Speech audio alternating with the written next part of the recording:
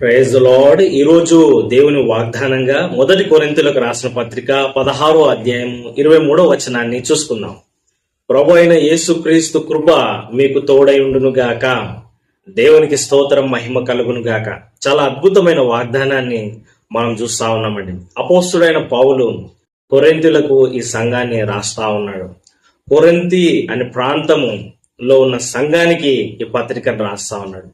ఇది ఒక ship yard, అంటే ఆ వర్తకపు ఓడలు మరి వచ్చిపోయే ఆ యొక్క ప్రాంతంలో, నియర్ బై ప్రాంతంలో ఏర్పడిన ఒక చిన్న సంఘం. మరి ఈ సంఘానికి పౌలు తాను అనేక సార్లు ఖైదీగా ఉన్నప్పుడు పత్రికలు రాసినాడు. మరి ఈ యొక్క సంఘాన్ని కూడా ఒక పత్రికను రాస్తూ అనేక విషయాలు వాళ్ళకి తెలియజేస్తా ఉన్నాడు. మరి ఖైదీగా ఉన్న పౌలు, శ్రమల్లో ఉన్న పౌలు తన సంఘాన్ని మర్చిపోకుండా వారిని ప్రోత్సహిస్తూ, బలపరుస్తూ, వారు చేసే తప్పులను ఎత్తి చూపిస్తూ, ఇలా కాదు ఇలా జీవించాలని చెప్తూ చక్కటి బోధ చేస్తూ మరి పత్రికలు రాస్తా ఉన్నాడు.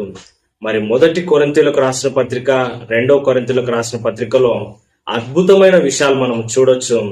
మరి ఎన్నో మాటలు చెప్పిన అపోస్తుడైన పౌలు మరి ఆఖరిగా ఒక చక్కటి మాటను సంఘానికి చెప్తా ఉన్నాడు. ప్రభు అయిన యేసుక్రీస్తు కృప మీకు తోడై ఉండును గాక. ఆమేన్, హల్లెలూయా. అయ్యా, మీ సంఘం దీవెనకరంగా ఉండాలి, ఆశీర్వాదకరంగా ఉండాలి, మీరు అభివృద్ధి చెందాలి, క్షేమంగా ఉండాలి. అదే విధంగా దేవుని మార్గంలో మీరు నడుచుకోవాలి, చక్కగా జీవించాలి, అక్రమం జరగొద్దు. మరి ఒక వ్యక్తి ఈ విధంగా పాపం చేసినాడంట, అలా చేయకూడదు.